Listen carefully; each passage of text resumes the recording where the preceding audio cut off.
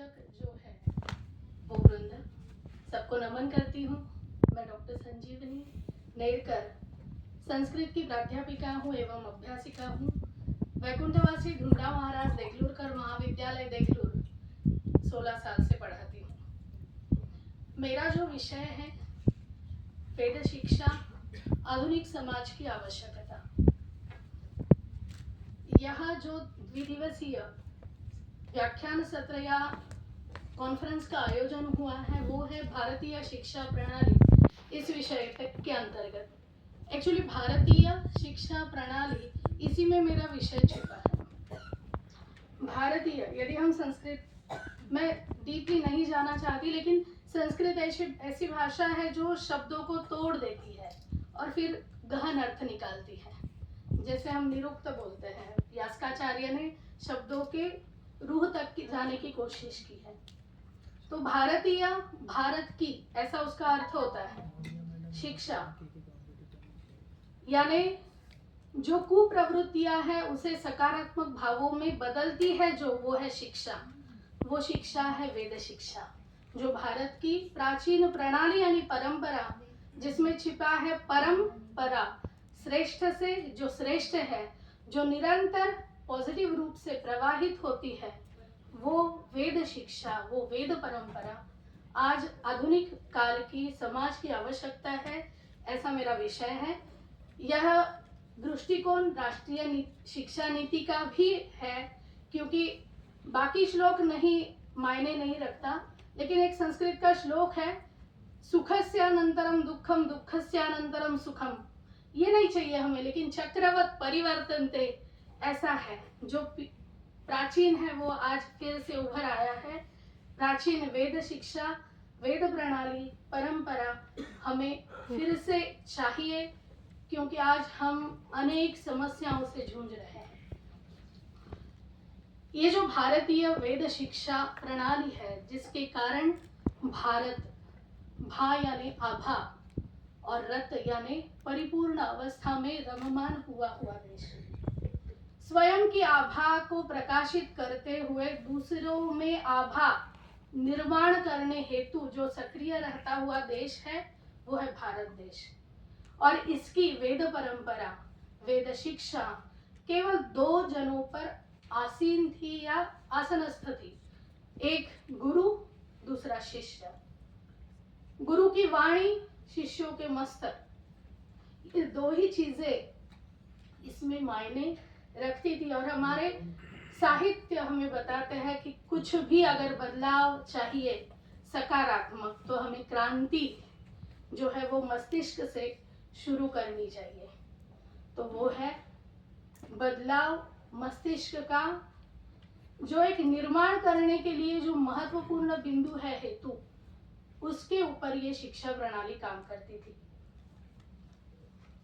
हम ऐसे देखें तो हमारे इस परंपरा में वशिष्ठ जैसे गुरु है, जो अत्यंत शांत संयमी, जिन्होंने राम राज्य की कल्पना की और निर्माण भी किया। अलग अलग स्वभाव के होते हैं सभी। तो विश्वामित्र जैसे ऐसे भी गुरु है, जिन्होंने अपने एक एक षड रिपु को, एक एक रिपु को, कुप्रवृत्ति और भावनाओं को अपने काबू में कर लिया और प्रतिसृष्टि का निर्माण किया। चाणक्य जैसे भी गुरु है, जो अर्थनीति, व्यवहार नीति यानी जो भी नॉलेज है वो एप्लीकेबल करने की कोशिश जिन्होंने की और जो अत्यंत यशस्वी रहे। अनेक ऐसे गुरुओं को हम नमन करते हैं इस संस्कृति के माध्यम से। जो संस्कृति हमें वे ऑफ लाइफ देती है, वे ऑफ थिंकिंग देती है और वे ऑफ वर्शिप देती है, यानी हमारे जीवन को हमें कैसे रखना है, हमारे विचारों को हमें कैसे प्रवाहित करना है, और हमारे उपास्य दैवत, जैसे हम आस्थावान हैं, मैम ने अभी बताया तो है ही, हमारी नींव ही आस्था है। हम किसी को निसर्ग के रूप में भगवान दिखते हैं, कोई अल्लाह, ईसा, कोई मसीहा बोलता है, कोई भगवंत बोलता है, ईश्वर बोलता है, कोई अलग अलग नामों से आप जैसे अभी गए गुरुद्वारे में, वहां एक पुस्तक की पूजा की जाती है जिससे सर्वश्रेष्ठ माना जाता है गुरु ग्रंथ साहिब, गुरुबानी। बहुत, और यही हमारी परंपरा है गुरु और शिष्य की, जो एक बोलता है, न कि सिर्फ बोलता है। मराठी में एक है, बोले पैसा चाले त्याची वंदावी पाऊले, यानी जो करते हैं वो बोलते हैं और जो बोलते हैं वो ही करते हैं। हमारे मस्तिष्क, हमारी वाणी, हमारी बुद्धि तथा हमारे पेट में भी अलग अलग चीजें नहीं होती। यह है हमारे गुरुत्व का लक्षण। और ऐसे महनीय गुरुओं का दर्शन हमें हमारे भारतीय संस्कृति में मिलता है। क्यों टूटी ये परंपरा? क्योंकि मैकॉले जानता था, उसके पत्र हमारे यहाँ प्रूफ्स है कि अगर भारत को तोड़ना है तो हमारे विचार, पुरातन परंपरा, संस्कृत और संस्कृति को अगर हम तोड़ेंगे तो ही भारत टूटेगा। यह वो जानता था, इसी के ऊपर उसने काम किया। और पता है हमें क्या क्या भुगतना पड़ा। और जैसे सर ने कहा, नालंदा, तक्षशिला, ऐसे बहुत बड़े जो हमारे विश्वविद्यालय थे उनको जला दिया गया। हमारी संपत्ति, इस धरोहर को नष्ट कर दिया गया। संस्कृत एंड संस्कृति छूटी और आज हम इस आधुनिक काल में जी रहे हैं। बहुत सी समस्याएं हैं, जैसे हम दिन प्रतिदिन सुनते हैं।